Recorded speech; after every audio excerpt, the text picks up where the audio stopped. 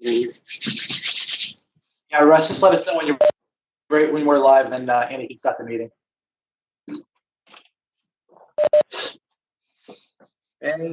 Okay, great. So I guess we are officially calling to order the Rec Commission meeting for Tuesday, April 14th, 2020. We have 1, 2, 3, 4, 5 members present, 6 members present. So we do have a quorum.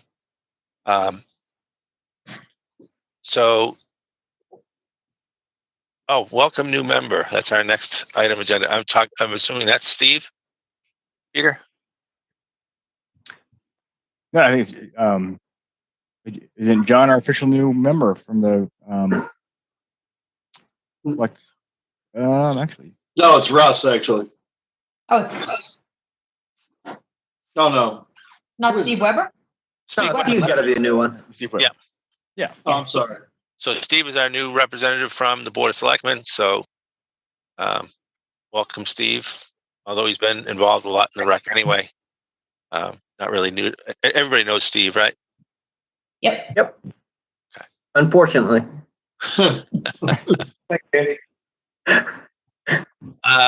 All right. Consideration of previous minutes of previous meetings. I don't recall the last set that we got, and I know I wasn't. When was the last meeting that we had? I think it was 25th of February. It's been quite a while.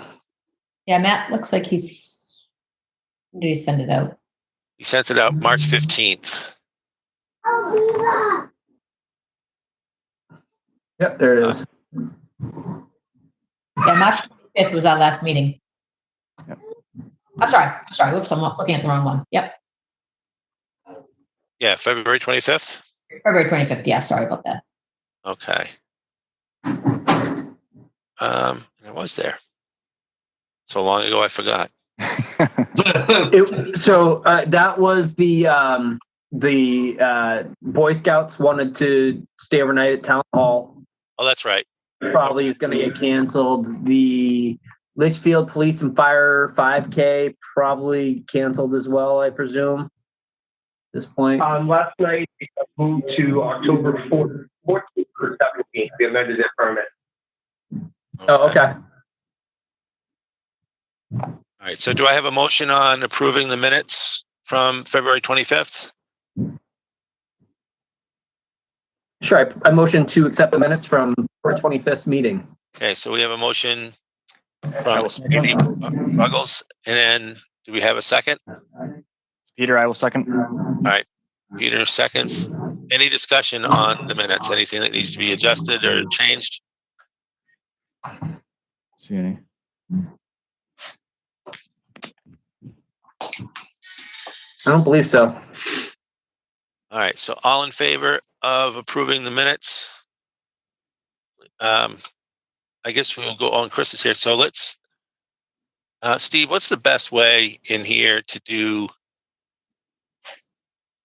votes? It's be a roll call vote. You have to ask each person individually and they can respond. Okay. So we'll start with, I'll go in the order I see it on the screen. So Andy Ruggles. Aye. Chris Burns.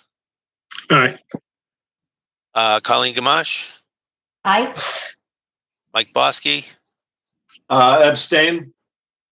Peter Ames. Aye. Steve Gannon. I don't know if Steve's, I see his name. I don't see a microphone. I'll vote aye. He's saying aye. He's saying aye. That work. And Steve Weber. I abstain. Okay.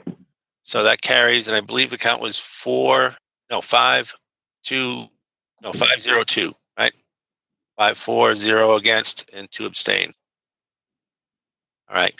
So Andy, just to clarify the date on the fire and police 5K, it's moved to October 17th. Okay. So we'll make note of that. So public input, I don't know. I don't think anybody's called in, and there's nobody at town hall, obviously, right? Nobody's allowed in there. Has anybody gotten any correspondence from public with any input? Not me. No. No. Nope. All right, so we'll go Yeah. to, and people have an opportunity to call in, right, as well, I guess, but should we wait a specific amount of time to close public input? Steve? What we did last night is we just opened it up. There was nobody on the line, so we immediately closed it. Okay. And so there's nobody on the line, so we will close public input. Our next item agenda is facility and field requests. I haven't seen any new ones come in. Is anybody? I haven't seen any either. Okay. No. Nope. Nope. All right. So then we'll go to item 6, new business. So the spending freeze, we all got that email today. Everybody had a chance to read it. I did.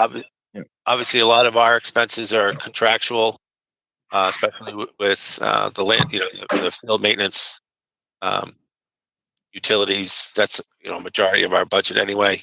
But we will probably save a little bit with the chemical toilets, having those not delivered and or removed, just at least until, and that's probably one thing that we'll have to discuss today is,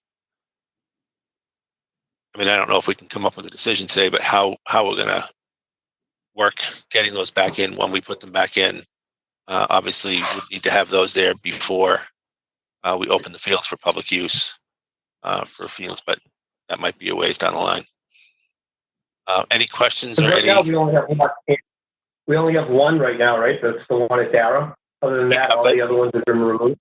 Yeah, the one. Well, we always have them removed. They just are delivered again, so we haven't had them put in again. But I believe Troy was removing the one at Dara because Steve went down there and there was no way of locking it. So we don't want to obviously have an issue because there's no way to sanitize that and keep it safe. Yeah, and I also think the intent Troy had when he had them all removed this time is he wanted to go out to bid for them to a couple different companies because Dave Septic, we weren't getting the best service. Well, they're gone. Yeah, I know. He had them all pulled, and I think the only one that didn't get pulled was the one at Dara. Right, but I mean, Dave Septic is gone. They're no longer. Yeah, they were sold. Yeah. Mm-hmm. So I'll double check and make sure that one's been removed. And then we'll get it back in there because I think I don't know how everybody else feels, but I feel having it there, not being able to sanitize it, but it also sort of encourages groups gathering and then using. It gives almost a full to that. We don't want anybody using the playground. We really don't want them using the basketball courts because you get one kid down there, then you're going to get a second, a third, a fourth, and you're going to start getting groups. I know in Boston and a couple other towns and cities, they've actually zip tied the nets so that nobody could use the basketball hoops. Yeah, I would agree. I'd have it removed, and I've seen them go as far as take the hoops right off of the backboards. Yeah. I don't think we're going to have to worry about the basketball because I haven't really seen anything down there, but the other thing I was thinking is, Steve, I don't know if this is a good idea, but we have that gate out by the road. We could close that to stop people from going in there and parking. I mean, 1 or 2 cars could pull in there, but I don't know if that would be, maybe we should talk to the fire chief and see if that's the best thing to do at this point. Yeah, I'd push it to 5 because, we didn't close any of the fields. So if people wanted to go out there, a mother and a father and the family and throw a baseball around, they could. If they wanted to play Frisbee or, somebody wanted to walk their dog. That's why we didn't close any of the grounds. We pretty much closed the play structures and, talent because we don't have the means to sanitize them. Right. Okay. That makes Andy, sense. just a question about the spending freeze. I realize the fields are technically closed, I guess, but what about just maintenance? So are they going to be allowed to get up there and mow them? Yeah, because that's a Regardless- contract. We have to, there is no out on that contract. Okay, And, you know, some things that we need to look at too. And one thing I'd like to talk about is, and I know there's a spending freeze and I can run this by Troy and the selectmen for the okay, but I'd like to spend a little bit of extra money on the field maintenance at this point for things that Brian can probably do for 1/10 of the cost right now, because the fields aren't being used and he's not battling, you know, a lot of adverse conditions with the pounding of the fields, you know, with some overseeding and getting the fields, you know, take advantage of the fact that the fields aren't being used by large groups right now. And, you know, eventually I think it would save us money down the line. As we know, when the fields were in tough shape, it was a lot of money to try and get them back up to speed. If we can get ahead of it and get the fields even stronger, it's a lot easier to maintain and not have to overseed and replace turf and do that, things like that. So, Yeah, we need to remember it was also non-essential spending is what we froze. I could contend that right now is the best time to actually spend a little bit of money on the field, like you were saying, Andy, because it's going to be cheaper now than it will be in the long run. yeah. Well, it's kind of like the road, you know, paving roads. Why not do it now when there's not that many cars on the road? You know, it's a lot easier. And we got it all done within a week. Yeah. And there So, were hardly any complaints. There were no complaints at all. so if we have anything that we need to spend on that we feel is questionable, we just, you know, we'll run it by Troy, and then if he, you know, he can run it up to the selectmen and double check. But I mean, there's nothing pressing, I think, that we need to be purchasing other than what we have under contract. So, and we usually, there's I not a think lot. most of the fertilizer, lime, and everything you have is already in the contract with NATCOOK. It is. So, all right. He's already been cutting the fields. I was down at Corning this weekend. It's already been cut. So, and he did all the field cleanup. It looked awesome. Did a great job. The one thing that we're gonna hurt on this year, though, is we usually rely, you know, the fields themselves are maintained by our contract, but it's the areas around it, you know, the woods right up next to it, you know, that we generally have. The different leagues will do, you know, parents will come down and they'll have that cleanup day, which we won't have this year. So that's something that we may need to address later when things are open, that we're going to need to get people down there to clear brush and do a lot of the stuff that's right off the fields and the woods and in the brush and in the areas around the fences that isn't part of our contract for field maintenance. So, all right. Anything else on the spending freeze?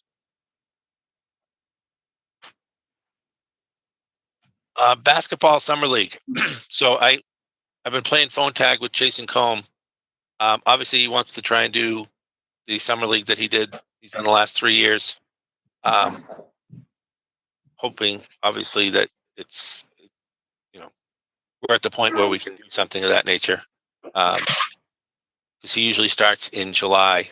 And the other thing that I had been talking to Jason about is running a league here for sub-varsity.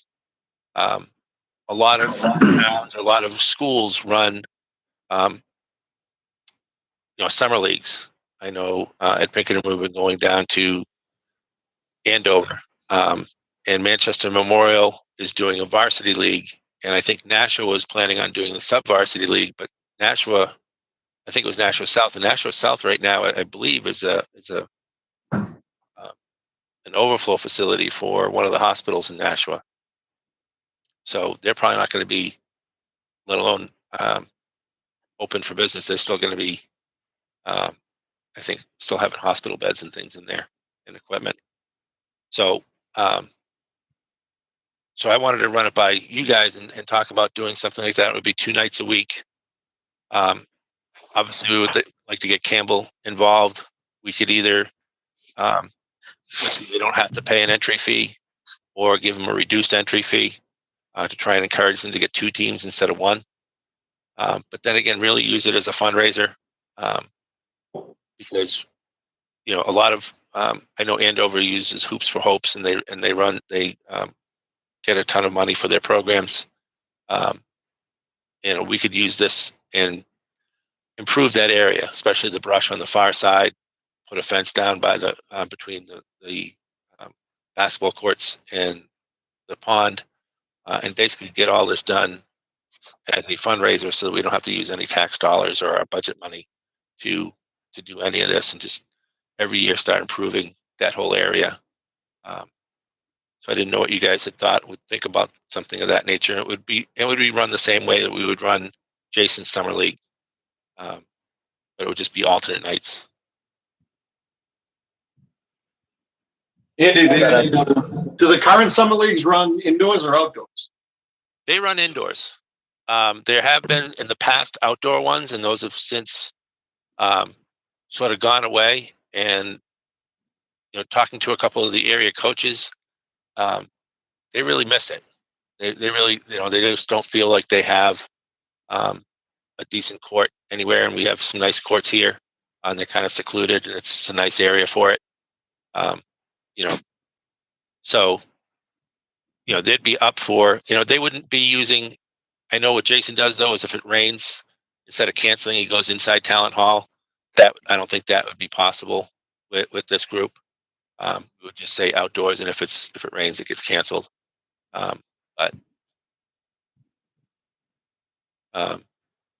Usually they're in gyms in high schools, but this would be something a little different.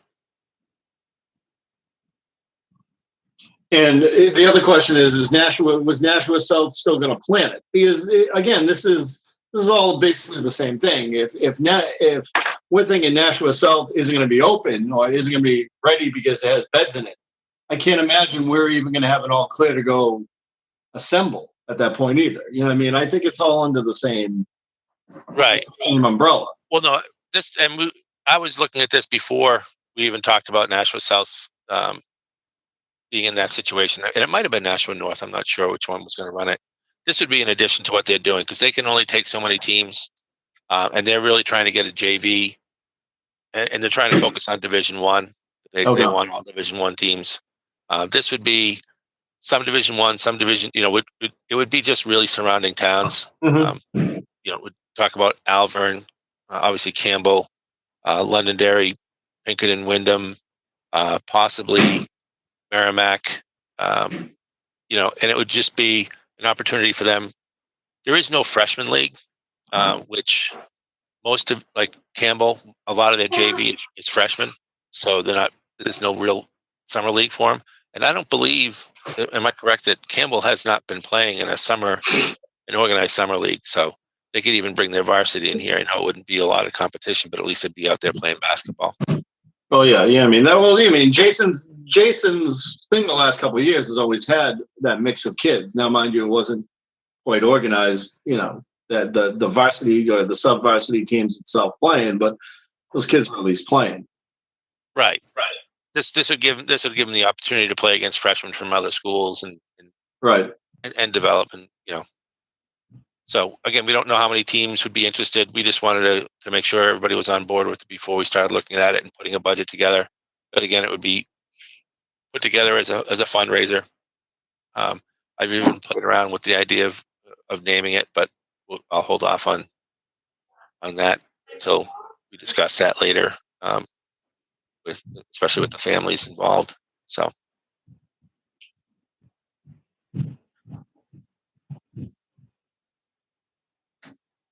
Any other thoughts, or it would be a next meeting that I'd actually come up with a specific vote. I'm assuming that would fall under the town or the rec commission's insurance. Yes. Okay. And just like any other thing with outside, people would have a waiver. Participant always signs a waiver, just like. When you think about the the softball tournaments and things, they're under that organization, and I guess they're usually covered by, those teams are covered by their own insurance, and that same thing would happen here because it would be covered by a school. So, right, any other thoughts or questions on the summer league? Hopefully it happens. Yeah, that would be nice. Hopefully something happens. Talent, Dara maintenance. So Peter, what was that more about the grounds or? No, this went back to the request we got and before I went down about submitting capital improvement requests or the capital improvement plan. Oh, So okay. it was more the long-term scope. And I thought that it got hunted till late April that we had to get back to them. Anyone recall that date? I thought it was like April 20th or something like that. Yeah, it's coming up quickly. We're trying to schedule the capital improvement meetings right now. We're going to have one on April 20th. It looks like the police and town hall will be ready to go that day. So we got to get the other departments ready to go. So it's every 2 weeks we're trying to meet with capital improvement. So as a group, we need to come up with what we feel from a rec commission standpoint. We want to serve up for the capital improvement plan. So it's any expenditure over $50,000. Okay. And the first thing that comes to mind would be parking. Is what? The first thing I would think of is the parking lot over at Roy Memorial. Yeah. Yeah. I mean, that has huge drainage problems right now. All the water, even though it's it's dirt, just sits there. We have tons of puddles, so it might be good to have something like a Continental to come in and investigate. Can they do something with the drainage? What would the cost be to pave that parking lot? Yeah. Right. We discussed that at the last meeting, but we also weren't. The vote was going to go with the budget. proposed community center. Oh yeah, that's right. Since that got shut down, it looks like talent's going to be here for the. Sure, it would be a good idea to do something to that parking lot. Absolutely. It would, and the other part would be, say, a new community center shut down. Is there some type of vestibule we could put on the front end of town hall instead of having everybody go in through the back on the stage? Can we put some type of vestibule in the front of it and let people go in and change their from their regular outside shoes into the sneakers before they go in? Good idea. Give parents a place to sit. Yeah, it could be a minimal cost right there. Parents could sit there if they wanted to when different events are going on. It might be less money. And it's also something we may want to see if the newly formed veteran community group would like to do, because a couple of the guys on there are structural engineers. One's an architect, one's a civil engineer, and they're just looking for projects to come in town with. I know years ago we had talked about the possibility of bumping it out on the side a little bit, on the side where the restroom is, to allow seating there. Also to put some windows in so we can get some natural light, because right now there's no natural light in that building, which would be nice. It'd also be interesting to investigate, exactly how it's done, and what type of weight it's taking, because, paying the floors down to the minimal layer right now. And that brings up another point that, right now we have sitting $5,000 from pickleball that we haven't done anything. And I believe 2,000 of it was earmarked to do something with the floor, clean it, polyurethane it, whatever we can. And then they just allocated $3,000, I think, back in December for improvements at Town Hall. So, I mean, we have a great time right now. If we have things we can get done, it's not being used. So maybe it is a good time to, spend some of those dollars and have them go in and clean the floor and, polish the floor and get it into a good working order. So when we open, it's good to go. It's ready to rock. Yeah. Yeah, I think that would be a smart thing to do. And I think any money that we can spend on that floor would be great. And if we wind up using all of it and extend the life of that floor, that'd be great. I think when we first looked at it, I don't know, somebody had looked into it and talked to Landry, and $2,000 wasn't going to get us a ton. But now that we're talking even $3,000 or $4,000 towards that floor, we could probably touch up those lines and get some, get a good amount of polyurethane, and where it's shut down, we can put 5, 6, 7 layers down and really get a good. Yeah. So I mean, for $5,000, it might be a good time to go in and, do something with talent, give it a good cleaning and so forth. So, we're good to go once we're back up and running. Yeah. Yep. And he may be slow at this time as well. So it might be actually a good time to get him in there. He probably has cycles. Has anybody had contact with Landry Wood? It's Landry, yeah. Wood Flooring. No, I haven't. Okay. I'll make that a point. I'll try and reach out to him and I'll get a price.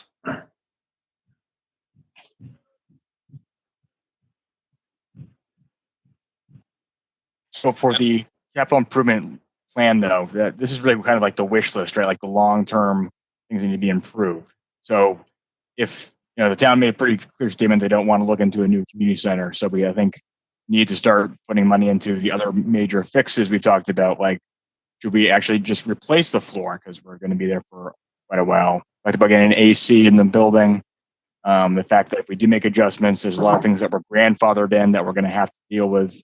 We're doing repairs. So all those things I think are going to be things we're going to have to face with. So while I think it's, the cleaning, I think is absolutely a very smart idea.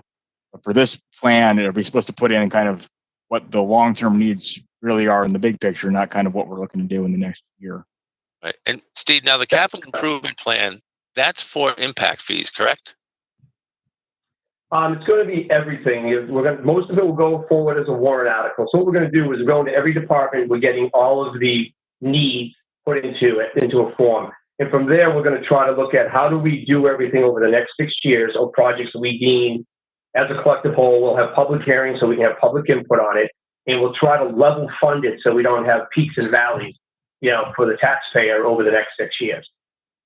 So it's the town and the school coming together, rolling everything together and say, okay, what do we need as a town to go do this?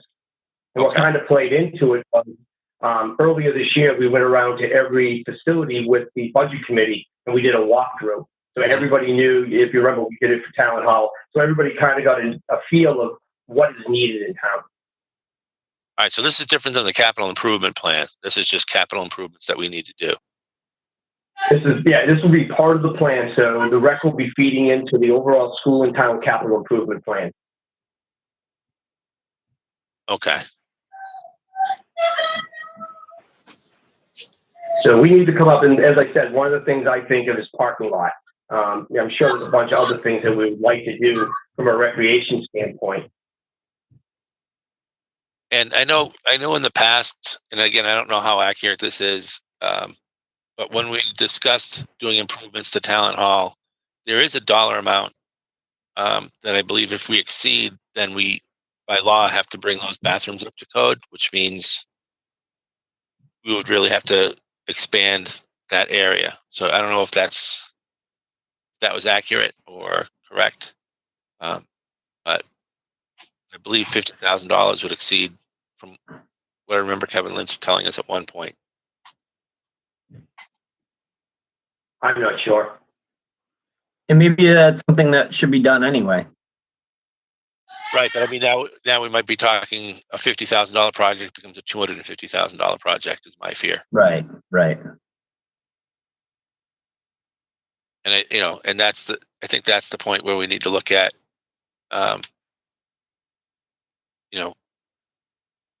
I know the town didn't want us to look into a rec facility, but maybe this is the time to look into what it will cost to get talent up to speed. And then, I wouldn't want to see putting $250,000-$300,000 into that building. That would just be, unless we could really, really bring it up to speed and have it last 25 years, that wouldn't be money well spent. So it probably didn't cost that much to build that building. No. No. All right. So, Andy,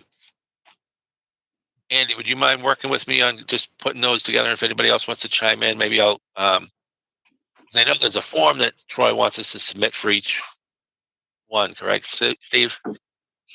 Yeah, there's a form for each project that gives different criteria to it. And what happens is all of that comes in, and then our planning guy will put it all together into a master spreadsheet, and then he'll present it all to the capital improvement. And from there, we'll start allocating and moving projects around. Okay. And I know one of the other things that was brought up was lights at one of the sports fields. You know, maybe multiple sports fields. I don't know what that would cost and what it had been mentioned in one of the previous meetings. Right, so parking lot. Yeah, I think the company Musco pretty much owns all those, and you can just give them a call and they can come down and they quickly tell you how much it costs to light a field. Yeah, I have no idea. I don't know if that's 50,000 or 150. I have no idea. So maybe if we have somebody take each one of these, and then we can probably get that form done. 'Cause, I mean, so we've got the parking lot, talent hall, and lighting of a field.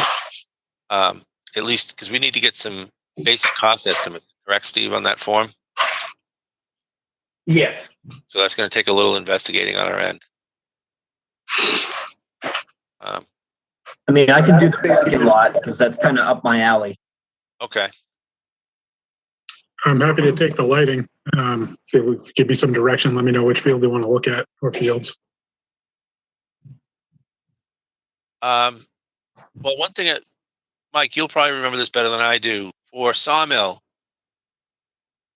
one of the contingencies the neighbors had was no lighting on that field, correct?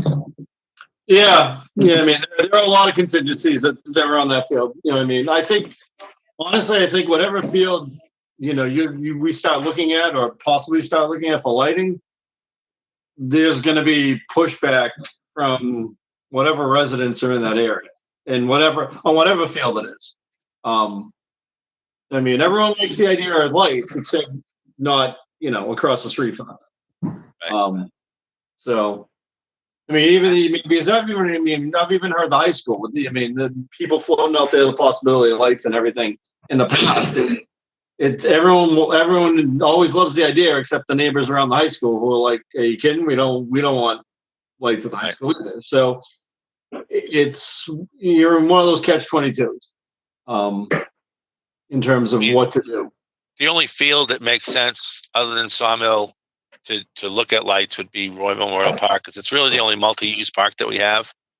And if we put lights there and it worked, you can play baseball, you can play softball, you can play soccer, you can play basically anything there.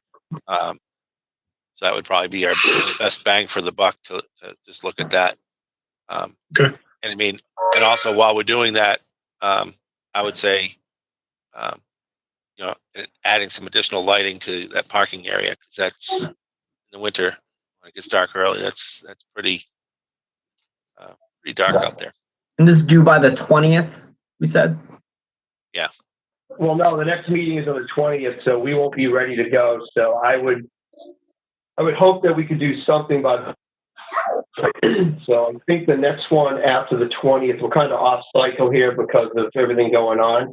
I think the next one would be May 4th, depending on how things played out. It'd either be the 4th or the 18th. We're trying to do the alternating Monday night from the selectmen meetings because the room's vacant then. Okay. All right. So now another one that we may want to look at that may reach the $50,000 threshold, depending on what we want to do, is Darrah Pond. Because remember, we pulled the Warren article last time about milfoil treatment because we really didn't know which direction, from a rec committee, we wanted to go with the park. Is it just going to be a frog pond, or do we want to get into a place where, people can swim, you have food off the area and so forth? And I think the 3-year tag for that was what, 35,000? Yeah. Just to do the milfoil treatment, then we didn't know what the ongoing is. So that might be another conversation we want to have is, what do we want the future of Darrah Pond to be?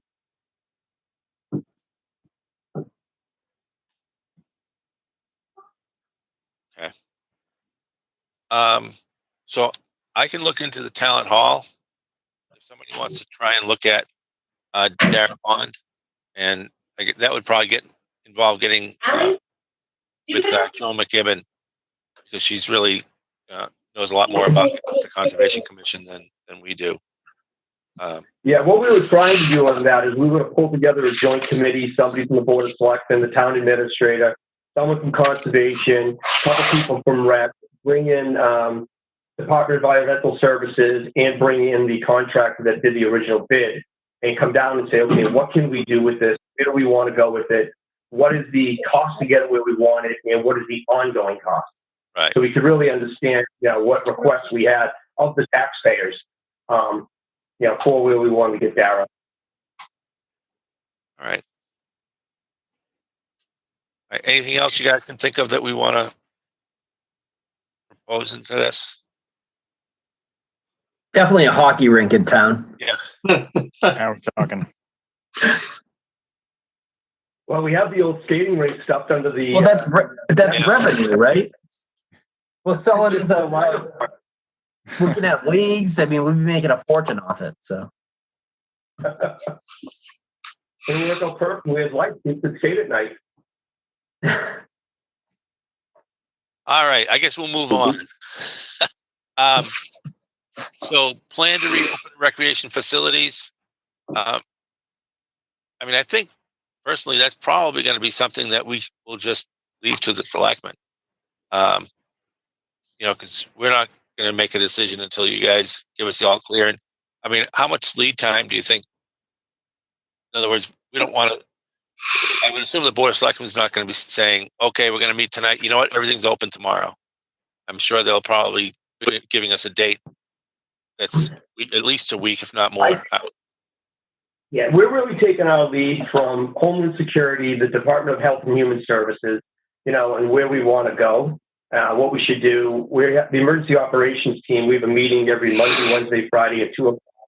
After the fire chief, who's our emergency director, gets off a phone call with Homeland Security and Department of Health and Human Resources and the governor, he comes and gives us an update. And based off of what we're hearing there is how we'll move the date of when we're going to open things. Okay. And I know the governor's talking about this week, letting the schools know, right now it's May 4th that we're supposed to open again in the schools, but they're supposed to let us know by the 19th if that date's going to be pushed back. So, I assume we're going to have plenty of notice. And there's not a lot we have to do on our end to open up the fields. It's just let the leagues know that the fields are open, and then we'll probably have to do something as far as cleaning and sanitizing talent, because it's probably going to be need a good cleaning, but hopefully the floors, we can get in there beforehand. So I think the thing I wanted to raise around this was not necessarily the date when it would happen, because we'll certainly defer to others on that, but I can definitely foresee a scenario where it's not going to be just a flip of the switch. There'll probably be a tiered approach to what's socially okay, so that maybe the playground would be okay, but we're not going to want to have people playing basketball games, so I just want us to think about messaging or things we can put out there publicly when that happens, to kind of help direct the activities that are appropriate in town. So I do think there'll be messaging and things we can pull from, but I just want to raise that as it's probably likely that we're going to have to help residents think about how to start using those facilities again, in a tiered approach. Makes sense. And, Great. In the playground too, we also talked about cleaning everything, because that was one of the requests from the playground group is more bark mulching and cleaning the equipment. So that could actually be a true indicator that it'll be open. It will not be open until at least we have a chance to clean it. Yeah.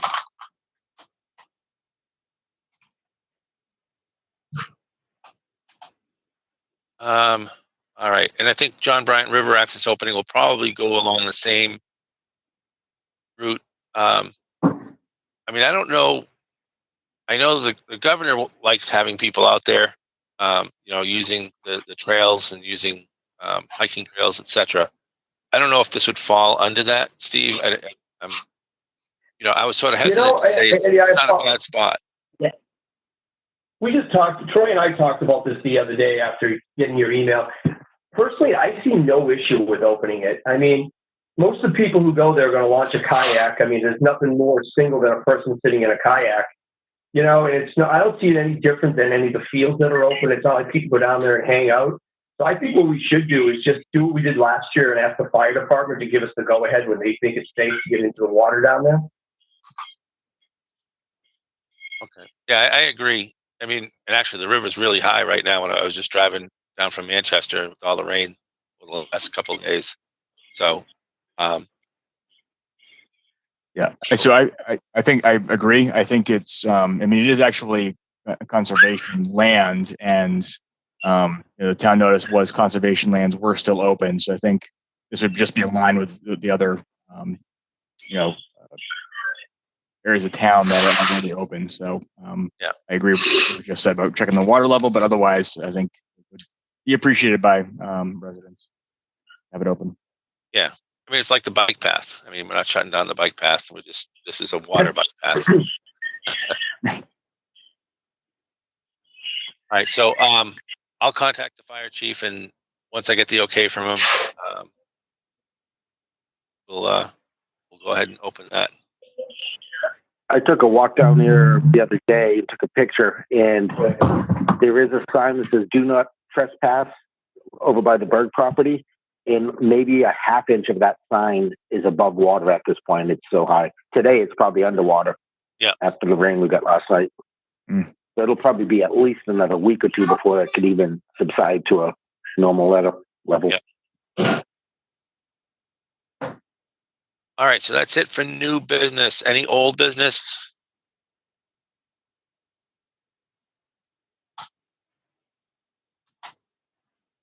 So Our old business was really, really old business. I have a question. Like, obviously, we're probably going to cancel or delay any kind of fishing derby just due to the nature of what's going on, and we don't want people to congregate. Should we consider delaying it, or should we just consider postponing it until next year?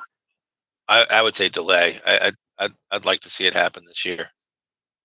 Because I think that's one of the activities that we could probably, if we're tiering what we're doing, going back into opening up, I don't see that we're going to have so many people that it's going to be a big crowd. I think it would be something that we could safely do, and people would be separated. It would be one of those nice activities that we could do maybe in July, maybe in August, because a lot of people are going to be canceling vacation plans. They don't want to be getting flights, and so they're going to be looking for things to do in town. And as soon as we're open, it would be nice to have some activities planned, even if we do it in the fall. Right. And just as a point of reference, the Londonderry Fishing Game, they pushed their Kids First Fishing Derby out later this year. So they didn't cancel. They just moved it down the path a little bit. Do you know approximate date when they pushed it out to? Hold on. I'll see if I can see it in my email. And I'll let you know. If not, I could Google it, I'm sure. As a member, I think it's in here somewhere. So a staged approach, we could open up the river eventually, go back to maybe having a fishing derby, open up the playground once it's cleaned, and then start concentrating on the different sports in town. One thing, I was down at the at Barrett today, and can we have the highway crew or somebody go down and remove that enormous pine tree that's on the playground? And then we also should consider, before we open up the basketball courts, that they need to be thoroughly cleaned as well. And I took all the bike ramp. Again, I took it apart. We did talk about that the other day. I could pick it up, bring it to my house in the trailer, and we're ready to use it. I'll just deliver it again so that we don't have kids constantly rebuilding their ramps. Yeah. Well, Mike, do we want to put that in the gazebo up at Sawmill and then use that for the replacing sections of the railing at Sawmill? Well, under the gazebo at Sawmill is a bunch of picnic tables. So there's not any really much room under there to put all that wood. I mean, you could put it next to it, but again, if we're going to put all that wood out, are we asking for the same thing to happen? You know what I mean? Yeah, The problem. But it's not on a paved surface, so they're not going to be able to do much with it. No, I mean, all you got to do is pick up a couple boards, and then the emergency path is right there, and Oh yeah, it's true. I forgot about the emergency path. I mean, you attach it, you put it on top of the fence, and then roll down the fence onto it anyway. So Yeah, Steve, if you don't mind doing that, that'd be great. That way, it's potential hazard out of there. And maybe Yeah, that, and if anybody needs it, let me know, or Andy, you know where I live. Another alternative might be putting it in the shed right there next to Talent, because that shed's pretty empty now with a lot of the stuff that got removed out of it. but still, we got a ton of chairs and stuff in there. That's not that much room, I don't think. Now, because when we were in it for the comedy show, it's the first time I was able to walk around in that thing. The snow blowers are still in there, though, right? I didn't see him. No, the snow blowers were moved. They weren't in there. I was curious on where that went. Wow. I think that's why we had so much room. Yeah, because those are usually what's right in the door. Yep, and they were gone, and it was pretty easy to get the chairs in and out for the comedy show. Okay. I'll have to find out. Maybe Kevin. You think maybe Kevin at the road agent? Maybe he took them. Because I know Kevin in the past had talked about doing it because he wanted to have one at the library. So, not sure what. Or maybe they're in that little shed next to where the kitchen is. I didn't move them, so I don't know if somebody else remember. Anybody remember moving them or asking somebody asked to move them? Or No, last time I saw that they were there, but that was Yeah. a long time ago. Right, was there one snowblower, right? no, two. There was two? Okay, I only Yeah. remember seeing one. Well, it's a big snowblower and then one of the little sidewalk machines. Okay, yeah, just the big one, yeah. So the Londonderry Fishing Game Kids Fishing Derby is May 24th, is what they moved it to so far. Yeah, maybe we could, Steve. Maybe we could look at somewhere around the 4th of July. That would kind of be a nice 4th of July activity. Yep. Yeah, I'll reach out to the guy that the fish hatchery, see what he thinks. Okay. When's a good time to stock again, et cetera, and he may have some ideas as well. I'm kind of liking your idea as well as doing it in the fall, which gives us a little bit more time and something else to do. I'm like, as much as I'd love to confidently that everything will be back to being able to do what we want to do in July. There's no definite on that one. Like, I'd be afraid if we're scheduling something at the beginning of July, we're pushing it off again anyway. So, I mean, I was actually thinking, end of August, or we just go right into the fall and do it. You know what I mean? I think as much as we'd love for everything to be over, there's no guarantee it's over by July. Right, but I sort of like to push it back to July because we can always push it back later. If we push it to the fall, the big concern with the CDC right now is a resurgence of this in the fall. So we might be actually in better shape over the summer than we are in the fall.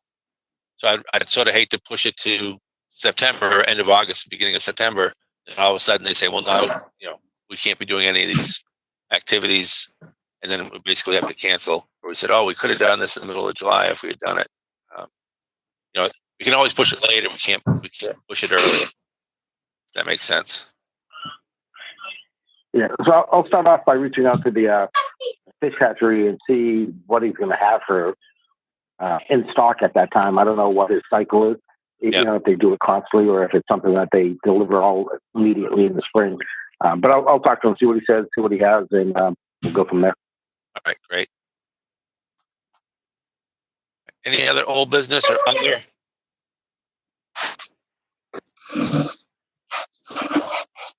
I guess the only other thing I think that we should discuss is when we want to meet again. And I know I would say we probably should meet once before May 4th so that we could talk about these possible improvements that we want to submit for the plan. So we might have a better idea, what's going on by then too. Right. So I would say, why don't we just plan on meeting at our normal meeting time? So it would be the 28th. 28th. Yeah. That way, because it's already posted, and we can sort of keep to our regular schedule on that. Sounds good. Makes sense to me. Right. I don't have a lot going on at night, so. Yeah. pretty available. All right, so we'll make a motion to adjourn. I second. Okay, so motion from Andy Collins, a second from Andy Ruggles, and we'll go through for a roll call. Chris, I'm in favor. Colleen, In favor? Mike, In favor. Peter. Aye. Stephen, or Steve Aye. G. And then Aye. Steve Weber. Aye. Okay, so we are officially adjourned. All right, thanks, guys. Thank you for setting this up, John. And Thank Steve. you. Yeah. Good job. I guess. Thanks, everyone. Be well. And Aye. Okay. Thank you. Well, happy birthday, John. Right? Oh, happy On his Happy birthday, John. happy birthday.